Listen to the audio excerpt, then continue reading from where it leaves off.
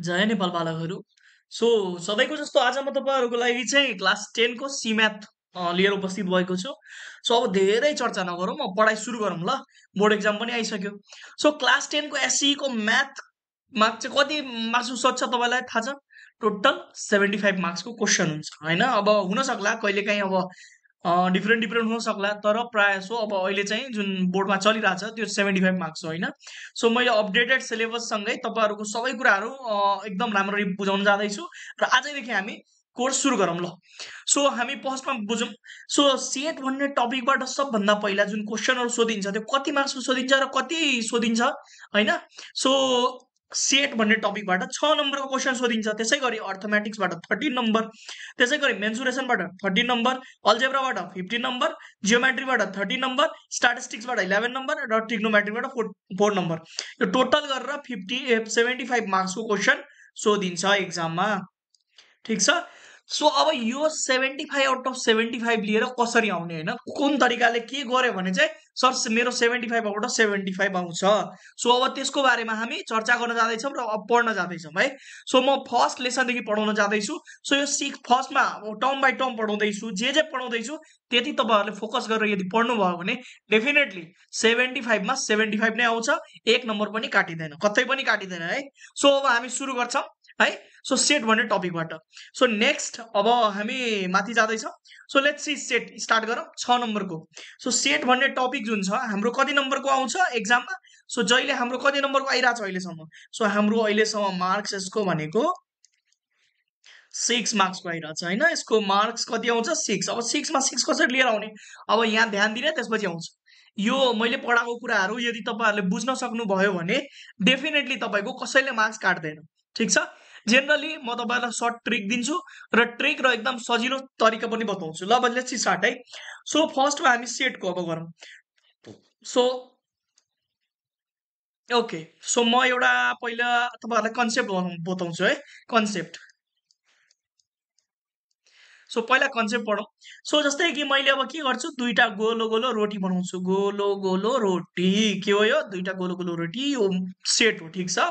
अब मैले यो गोलोलाई, यो फर्स्टको गोलोलाई, जुन यो फर्स्टको गोलो छ होइन, यसलाई ए मान्छु, अर्को गोलोलाई बी मान्छु। ठिक छ। फर्स्ट गोललाई के मान्छु मैले? ए मान्छु र अर्को गोललाई के मान्छु? मैले बी मान्छु। अब यो दुईटा मैले माने होइन, मानौ। अब दुईटा मैले माने, ए माने फर्स्ट गोलोलाई अनि सेकेन्ड गोललाई के माने? बी माने। अब त्यसपछि हेरौँ यो जुन गोलो छ, ए नम्बरको जुन गोलो छ होइन, यो गोलो, यो रोटी होइन। सो यो गोलोको नाम के हो? म जे भन्दैछु त्यति कुरा मात्र रट्नु होला, त्यतिखेर बुझ्नु होला, त्यति कुरा बुझ्नु होला अहिले नै। सो यसको नाम ए हो। त्यसै गरी गोलो बी को नाम के हो? गोलो बी को नाम बी हो। के हो? बी हो। यति कुरा बुझ्नुहोस्। अब त्यसपछि कन्सेप्ट बुझाउँदैछु। कन्सेप्ट बुझे पुग्छ तपाईँहरूलाई है। कन्सेप्ट मात्र बुझाउँछु, त्यसपछि कुनै फर्मुला छैन यसमा। त्यसपछि हेर्नुहोस् यहाँ, अब मैले यहाँ के गर्छु भन्दाखेरि यहाँ हेर्नुहोस् ध्यान दिएर, ए छ बी छ होइन।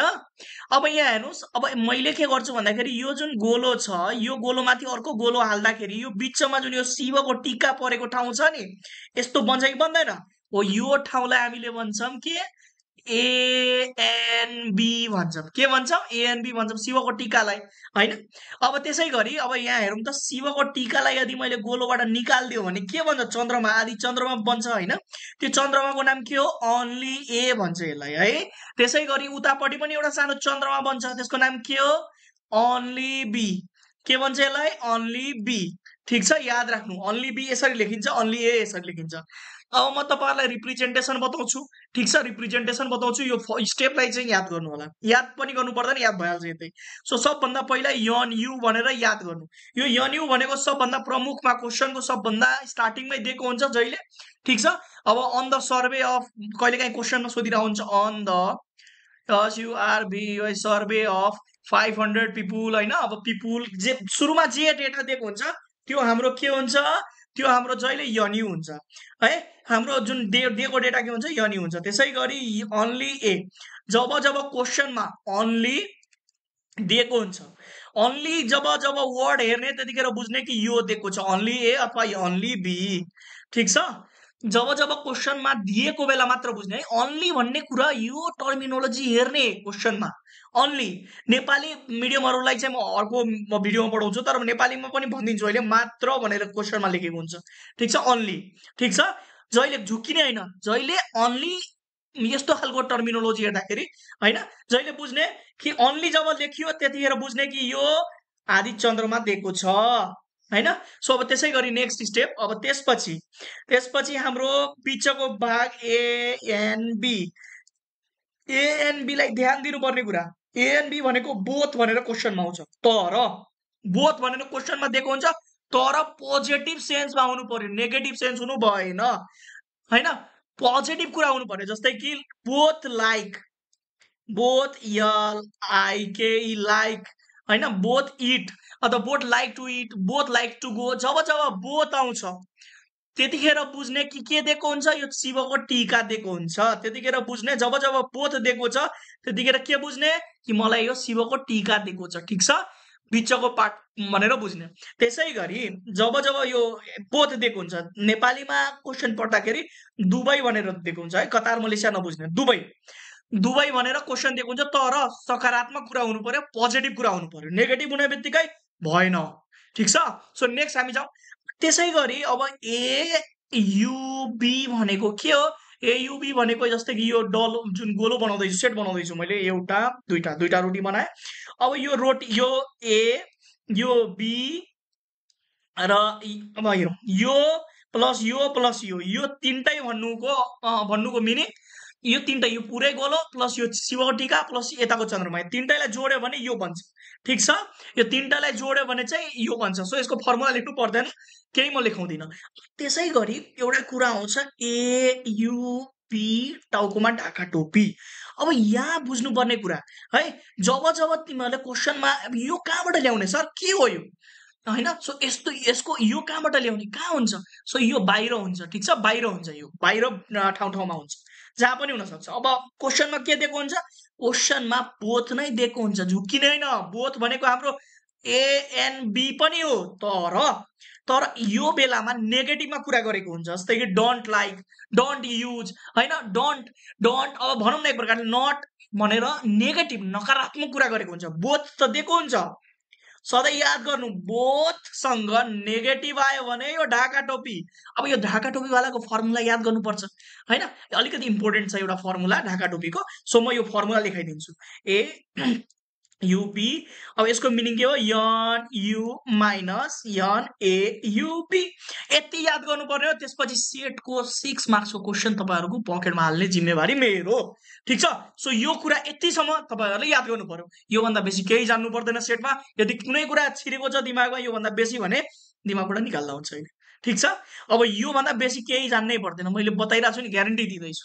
सो अब यो, तर यो ढाका टोपी याद राख्ने, एयुबी भन्नेको जुन छ नि, हो यस्तो खालको नोटेसन दियो भने बुझ्ने कि बोथसँग नेगेटिभ आउनु पर्यो है, बोथसँग नेगेटिभ आउनु पर्यो, मन नपराएको अथवा डोन्ट लाइक होइन, डिसलाइक। जब नकारात्मक कुरा आउँछ बोथसँग हेर्ने, बोथसँग आउँछ भने नेगेटिभ। अब म फेरि यसको स्टेपहरू लेखिदिन्छु। सो याद राख्ने स्टेपहरू लेखिदिन्छु ल, म यसरी नै भिडियो एउटा त्यो बनाएर स्टेप लेखिदिन्छु होइन। अब युनियन इन्टरसेक्सनहरू त्यो कुराहरू म डिटेल रूपमा पढाउँछु, तर यो बोर्ड एक्जामको बेला भएर बोर्ड एक्जामको लागि मैले तपाईँहरूलाई एकदम सर्टकटमा 6 मा 6 मार्क्स कसरी ल्याउने सर्टकट तरिकाबाट पढाइरहेको छु है। सो यहाँ हेरौँ, सो जहिले स्टेप यही हुनु पर्यो, यन यु अन्ली ए दिएको बेला अन्ली ए भन्छ यसलाई, अन्ली ए है, अन्ली बी, अन्ली जब जब दिएको हुन्छ त्यतिखेर बुझ्ने, के बुझ्ने, यो चन्द्रमा हो यस्तो वाला, अथवा यो यस्तो खालको चन्द्रमा हो। ठिक छ, त्यसै गरी ए भनेको के हो, ए भनेको जब जब अन्ली दिएको हुँदैन क्वेसनमा त्यो पुरै गोल हो। ठिक छ, पुरै गोल हो। त्यसै गरी यन बी भनेको के हो, पुरै गोल हो, पुरै ए हो, पुरै बी हो। ठिक छ, त्यसै गरी अब हेरौँ, यन ए यु ए यन बी है, ए यन बी। सो एक मिनट ल, सो ए यन बी म लेख्दैछु ल, एएनबी। यो जब जब क्वेसनमा बोथ दिएको हुन्छ त्यतिखेर बुझ्ने पोजिटिभ सेन्समा हुनु पर्यो है, बोथ त बोथ तर positive, both like T, both like this, both like that, this that गरेर हुन्छ होइन, त्यतिखेर बुझ्ने के हो यो पोजिटिभ सेन्समा यो हो होइन बिचको शिवको टीका ठिक छ याद राख्ने त्यसलाई त्यसै गरी जब ढाका टोपी कतिखेर लाउने सर ढाका टोपी एकदम इम्पोर्टेन्ट छ क्वेसनमा खोज्ने यो बनाउनलाई के गर्ने यो भनेको बोथ नै हुन्छ क्वेसनमा तर नेगेटिभ सेन्समा दिएको हुन्छ नेगेटिभ हुन्छ कुरा है याद राख्ने यो ढाका टोपीवाला कसरी कतिखेर खोज्ने सो नेगेटिभ सेन्समा हुन्छ र एयुबी को यो फर्मुला चाहिँ याद राख्ने यो ढाका टोपीको formula n U minus n AUB केही गरेको होइन कि यो ढाका टोपी भनेको यन यु हो माइनस यो यन एयुबी गरिदिएको ठिक छ यो फर्मुला मेमोराइज गर्नुहोस् यति याद गर्नुहोस् त्यसपछि अब हामीहरू क्वेसन गर्न जाँदैछौँ ओके सो कस्तो लाग्यो तपाईँहरूलाई अब अगाडि अगाडि लेक्चरहरू कन्टिन्यू गर्दै जानुहोस् हेर्दै जानुहोस् यदि तपाईँले बुझ्नु केही कुरा बुझेको छैन भने तपाईँले क्वेसन सोद्धा हुन्छ ठिक छ okay so let's meet in next chapter